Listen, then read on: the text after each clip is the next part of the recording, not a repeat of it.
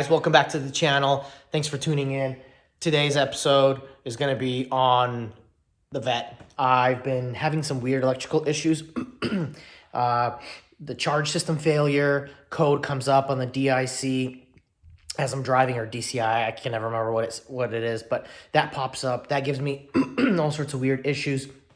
So then I'm driving, the voltage starts to fall, and I'm like, oh, it's got to be an alternator.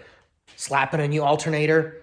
I thought it worked because I went and got it tested on the car, the old one, and they're like, yeah, your alternator's not having good outflow, replace it. I replaced it. About a week goes by, same issue. I'm like, dude, something's not right. Battery, tested the battery, charged the battery, it's good. So I'm like, something's got to keep going on. Turns out the starter has a cable that it like crosses over and it somehow runs to the alternator. So the starter has like this cable, and I'll show you later in the video, where if that is loose or not connected, it's gonna give you all the symptoms of a bad alternator and battery. And this is a manual Z06, so I'm not sure if the automatic ones are any different, but this is where I'm at. And today I'll talk about everything, how to dive in, what I did. I mean, I'm in the garage, kind of lifted, no lift, unfortunately. So the car does pretty well. I mean, one jack lifts front and rear, but then I put some jack stands in the back over there just to protect it. And other than that, let's see. Yeah, we'll just dive right in. I'll show you how to replace it. You don't have to remove your headers fully, which is a big thing. And I do have long tube headers. It sucks. It's still a pain, especially not being able to lift up, but it is manageable.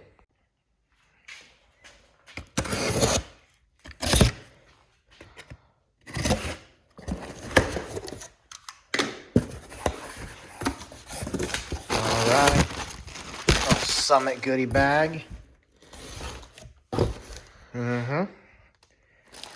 Highly recommend getting a heat blanket for your starter. And this is what I went with. More importantly, we got a new sticker, which is going to go right in there. All right, back to it. Here's a starter we got. All right. Oh, geez, it's all upside down. All right, some instructions, new bolts and shim kit.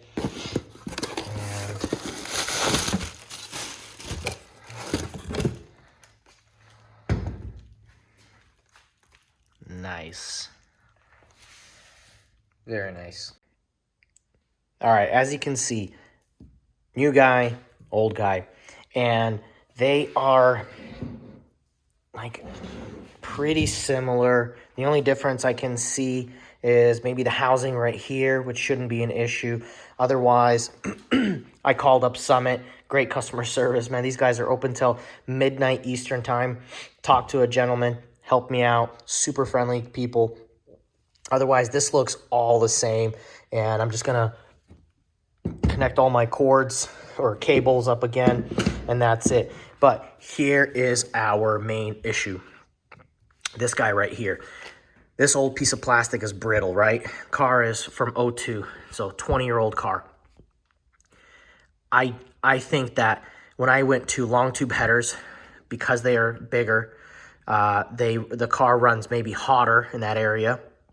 This piece got brittle and burned off, or started to started to flake off. When I went to tighten the bottom end here, it kind of looked like that. It was spinning and just chipping off. And I was like, oh, I thought it was dirt. Sure enough, I tightened it one more time and the whole thing just shattered, fell on the floor. Here we are.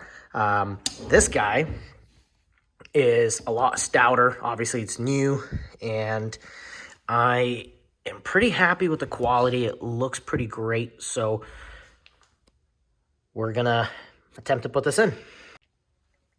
Another piece I forgot to talk about was this heating blanket, or heat shield blanket.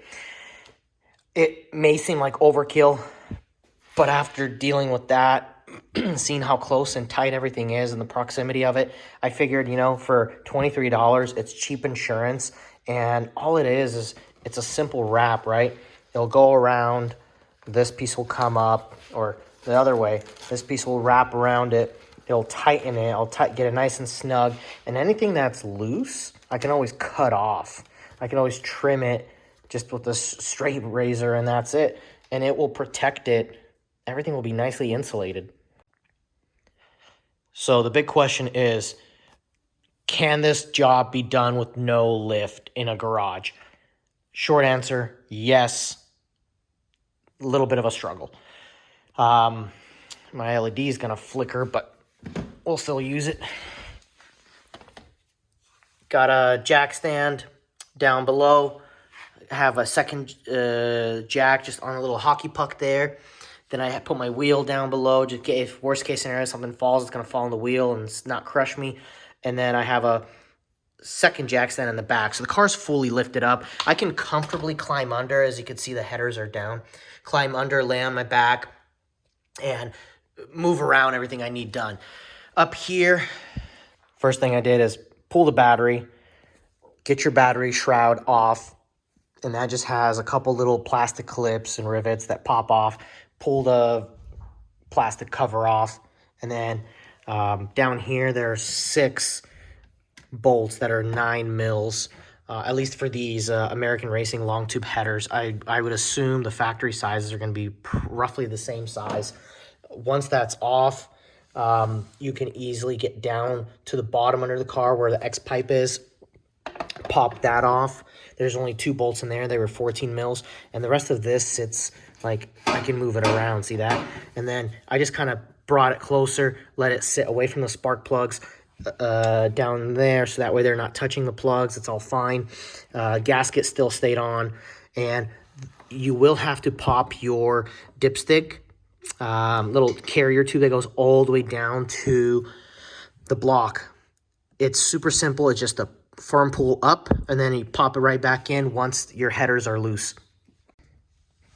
So there's not the most room back here, but enough to snake your hand in from one side once that's dropped, or even from this side. So with 2 hands working, it's all right. And your starter just connects right up there, and I mean, that's your connection 1, and then your other little guy hanging right there.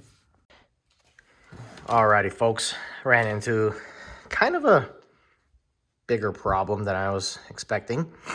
Factory starter has this wing, and then it's cut off and flush. Well, what comes up super close to this is the factory oil pan, and this guy doesn't. Yeah, online, their representative, customer service, told me this would work. It's a direct fit, bolt up. We checked everything. I checked online a couple times, called them, they verified. For whatever reason, it doesn't. And so I just called Summit. They were super cool about it. So they are sending me a new one that's going to have the exact same shape right here, this cutout. So it won't be a solid piece. It'll have this cutout. I've looked at it. Worst case scenario, I trim this piece off, cut all the way down that, and remove it. I don't think it would be the hardest thing to do, but at the same time, I'm like, you know what? If they have one, great. If not, I'll return it, find it. It's a Corvette. It's not like some crazy car that, you know, these starters are hard to come by. It just sucks. So I don't know why. I'll let them know on their website it doesn't fit, so no one else is in this predicament. But I am, and it is what it is. It's fine. Also, now that I'm looking at this, that window is a little different than that. I wonder if the engagement would have been off. Anyways, I won't know. All right, guys, so it's been a couple days. My box, the new starter in a box, just arrived today, so I'm going to go ahead and unbox it. Verify that it actually is the correct one before I get under there again like last time and try finessing it and making it work, and just not after spending, you know, some time under there. So let's get to it.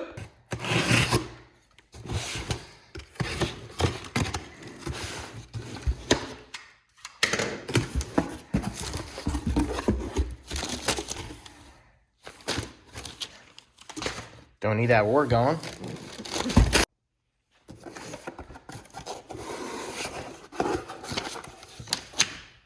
Yep, more instructions. Let's see.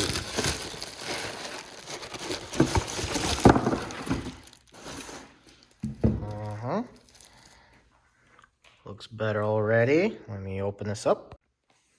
Alrighty, so, yeah, you can already tell. Here's my old one, obviously. Look at that cutout. This cutout, that matches. Doesn't match. Back here, let's see. The opening looks the same here. Opening looks the same there. This is a Reman GM one, and it's Reman 4 AC Delco. Yep. The back looks the same. Has the same connections, no extra stuff on it. Yeah, hopefully this works. I'll take it as a win. And it was cheaper than this guy here. Well, obviously, I think this one's a little stronger, but this one ran me, if I'm not mistaken, like 140 bucks. So not too bad. All right, after a little bit of playing around with the starter, I was able to get it seated. It fits great. Nothing's hooked up yet. I found out that it'll probably be easier to hook up all the cables from underneath the car. It's easier to snake your hand in. But otherwise, it's not too bad getting it in there. Obviously, I don't have a good camera setup to show you me putting it up there, but it's pretty self-explanatory. 2 bolts into the motor that hold the starter. And then from there on out, you're just hooking up everything in reverse order. Cables back up, tighten those down, exhaust. Don't forget the dipstick, get that done, and make sure all your grounds are tight while you're there. There's a big ground cable that is right down there where my finger's pointing at. If that one gets loose, that's one of your main ones. Make sure while you're there, just give it a good once over. So what I recommend is when your header's down like this, you can pry it open and create yourself a big enough gap where your hand can fit. All these connections, I'd recommend tightening down, going over everything while the starter isn't mounted. You have plenty of cable length to stretch it all down, tighten it nice, throw your heat blanket on here, cut it to size, and then throw it on your mounting points up there, and you can even see the flywheel right there, and it'll just click right in. So from here, you have a pretty good shot of getting everything buttoned up and then throwing up your 2 final bolts.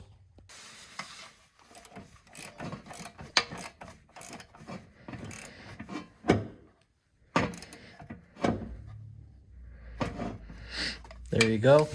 That's nice and tight now. That guy I already got with an 8 mil. This is a 13. I'll check this one, but that's pretty tight from the factory. So we should be good. All right, so there you can see in the little blanket, the starter's been wrapped, tightened down. Put some thread lock on the 2 bolts going into the motor. And now time to throw the headers back on, along with throw that dipstick on. So, yep, now we're just buttoning everything up. Headers are bolted back on, torqued down.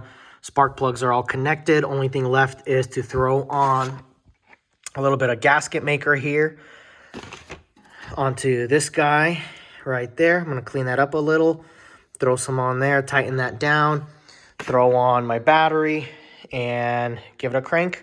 See how it does. If all goes well, then I will reassemble the rest, drop the car down, start it up, and see how it charges. Here's a thin film of the gasket maker. Instructions say it takes 24 hours to fully cure, meaning if it had any fluids coming through it, then you can't use it. Otherwise, it's good in an hour. So they say hand tighten the screws or bolts, whatever's going through it, until you see the goop come out the sides. After an hour, torque it down, and you're good to go. All right, so it's all tightened down. it created like a little jelly bee that came out the top, down the bottom as well. You can't see it, but if you run your finger through the bottom, you'll see some smear out on it. So you know that it came out there as well. I'll give it an hour and then I'll do final torquing down, and that will bring that plate together and create that nice gasket. All right, moment of truth. Gave the battery a charge, so it's good and fully charged, so there's no issues there. Everything's torqued down, tightened down. I'll leave the cover off so I can come around here, take a look. Dipstick is in, verify that. Oil cap is on. Tightened that guy down, torqued it fully down, whatever was left in there. And as you can see, it created, some of it seeped out right there, which is great. That's what I was looking for. Same thing underneath. So everything should be good for a fire up. This will be the first crank on it. Fingers crossed. Oh, yeah. Nice. All right. Also, guys, look at that. It's finally over 13. It would be on a good day 12.5, 12, no matter what I did. That is awesome. So, if your starter is acting up, it will give you all the symptoms of your electrical system issues, battery, alternator.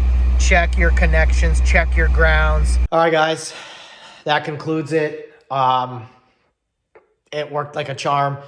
A little bit of a struggle bus, but at the end of the day, it is doable. Takes a little bit of time. Make sure you got all your tools lined up. 2 jacks were helpful.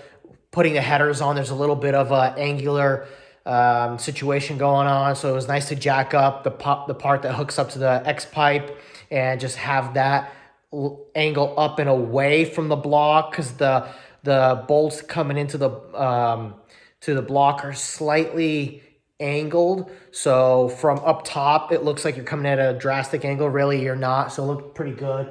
Otherwise, guys, I'm pretty happy. The car is charging well over 13. So next couple days, I'm going to go out for a rip, and that will be it. So thanks, guys.